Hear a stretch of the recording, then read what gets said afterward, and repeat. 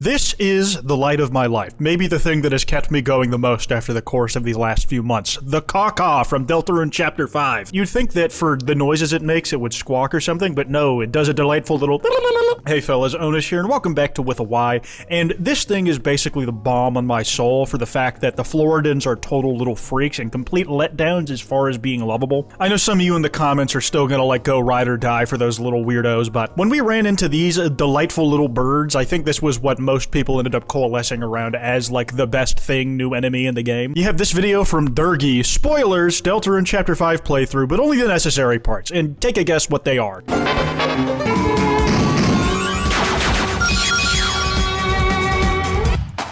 I love this little optional interaction you have where you can just like make the Kawkaws squiggle back and forth and then spam it to get different voice lines from it.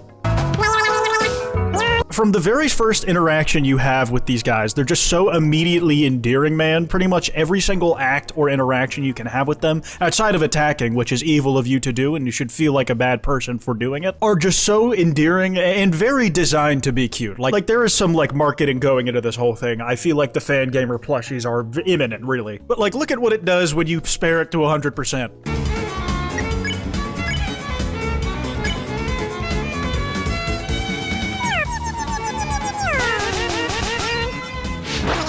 It gives you a little lick. It gives all of them little licks. It's awesome, dude. It's fucking amazing. The incredible thing about the Kawkaws is that it's one of the few things that you and your dumb chud vessel, Chris, agree on that you both enjoy the company of. Like, Chris is just itching to give these things a hug whenever they can. It's incredible. This is an unused sprite animation from the Deltarune Chapter 1 trailer for the Nintendo Switch like 6 years ago. And it finally gets some mileage in the actual game during this interaction, man. It's delightful. Now, these things just make all sorts of little lee noises. I'm just gonna blitz you with this shit because you need to see all of these in one place.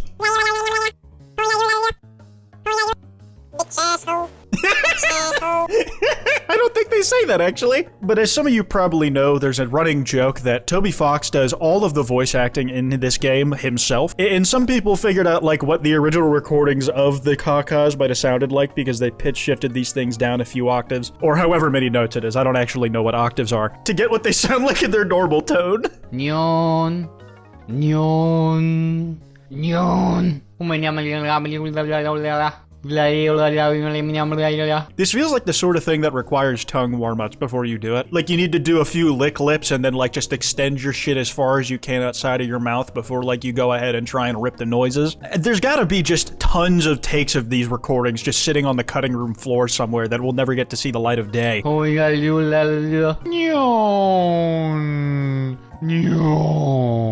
The gravel in the voice on the long no, like it's just fucking killing me, man. You can hear the scuttle in the back of Toby's throat as he's like ripping this one out. It would also be really funny if this isn't Toby and this was just some shit he asked a friend of his to do because he thought it would be funny to pitch shift it like this. Of course, the Kawkaws have just been turned into an instrument pretty much immediately. Like we have non-stop covers of pretty much every single Toby Fox composition from the last 15 years that you can think of, conveniently placed into a playlist here. We gotta hear the drop on Sunset of Seven Yawns by Duck Weber.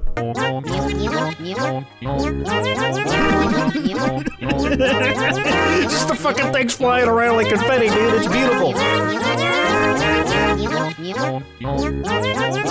They harmonize together really well when you put it all on top of each other. This is the old version of Sunset of Seven Suns, but that's probably easier to work out the piano roll for. If we're being honest, the new one is so ridiculously complex to my ear, I wouldn't even know where to start with the whole thing. Now, a lot of people have taken to noticing that the Kawkaws are just kind of sticking out of the ground. The implication of them in the cafe being able to sit on top of a pillow is that they're just really fluffy and they look like that. That is their entire being. But they actively burrow underground to do their attack moves and to get closer to you so they can lick your face and shit. Which implies the very real possibility, as proposed by Spider D Executable, that Kawkaws are actually more like Diglett in their biological composition. The facade is how tiny and cute they are when they poke their tiny heads out of the ground with their gigantic eyes. But truly, their real bodies could burrow very deep underground and they're only moving their necks slightly in order to close the gap that the battle box takes up in the battle menu. Also, I do appreciate the inclusion of little feet down here. I feel like Kawkaws also may have the potential to to join the pantheon of shit that just gets modded into every game ever. With the likes of Thomas the Tank Engine replacing horror enemies, and CJ from GTA San Andreas just being a playable character in anything that gets added with a Steam Workshop. From Quiet Tomato, Kawkaws has arrived.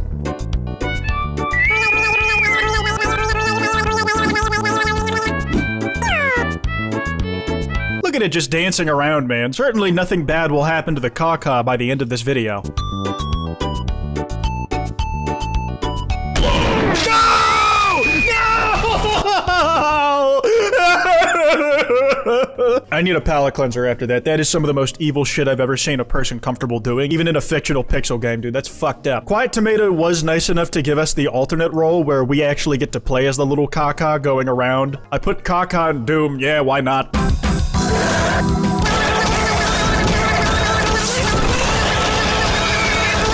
Brutally mogging the shit out of those enemies, man, just turning them into bloody piles of sludge and sinew. Do you think the Kawkaws licks the blood off the walls for sustenance after it's killed its prey? I mean, that's what I'd do, man. Like, what is the evolutionary advantage of having a tongue that long? It can't just be making little doots. From the Ram Sphere, Jans Ulele to be a... What the fuck does that... I can't even read this sentence.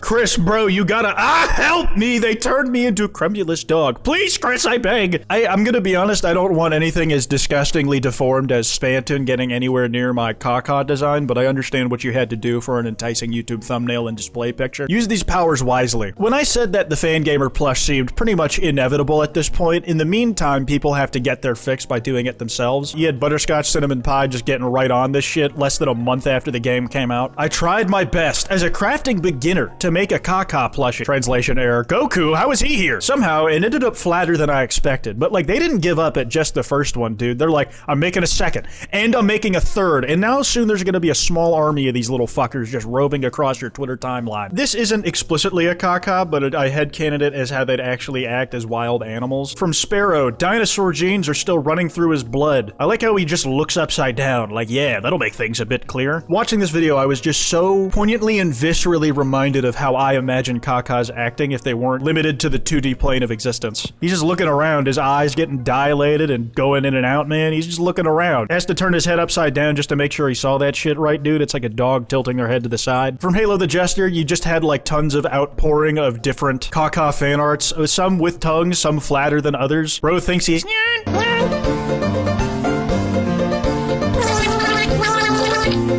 I forget some birds actually have genuinely real long tongues IRL. It fucks me up a tad. Kind of horrifying when you think about the implications, but you can live with these. From Skeeter McBeaver, you had somebody hooking this shit up to their piano pretty much immediately. I have a keyboard that I had set up in my room, and like, I genuinely want to program it to like have these things just so I can mess around with it during the day. I feel like it would like up my general mental health throughout the week if I just had these to click when I'm feeling particularly down or just get a stray intrusive thought.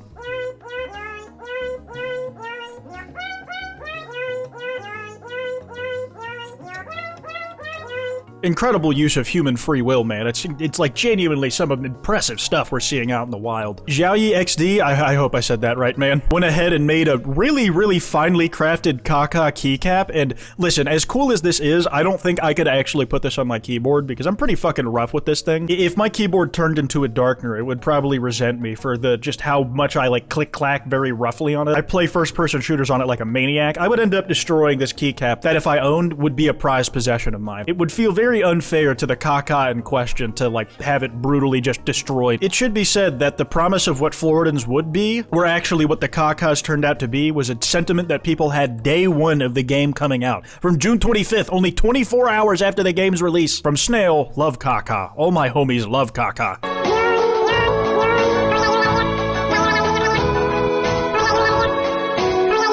One piece of vocabulary I'm really gonna have to rethink considering my new love of this little mob enemy. No, not an enemy, a soon-to-be friend. Is describing things I don't like as poo-poo caca dog shit, because now caca implies that it's something that I think is good. I'm gonna have to find another childish euphemism for the word poop to stick in there. It's something I'm willing to rework in my vocabulary because of how genuinely I feel these emotions. From Lovely Curvy 521, you have to remember everything isn't sweet with the caca. It can still feel the bitter taste of citrus, at which point the entire fucking thing disappears inside to its muzzle. I had the thought when I first played Chapter 5 that the noises they made did remind me of the one song that goes na na na na na na, but like I couldn't get the notes right or find the original video, so it slipped my mind as I finished the chapter. But Sing number 22 managed to bring it back home for me.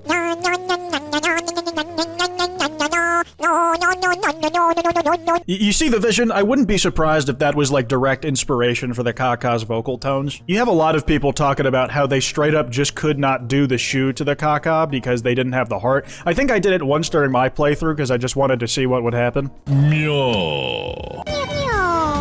Genuinely felt like a stab to the heart when I did that. I imagine that's what it feels like to lose a child in a tragic car accident. My emotional resolve is not as strong as I used to think it was. And to end us off, some delightful little optional scenarios that you can see Kawkaws in. If you backtrack in a lot of areas, they're just hanging out and very happy to see you.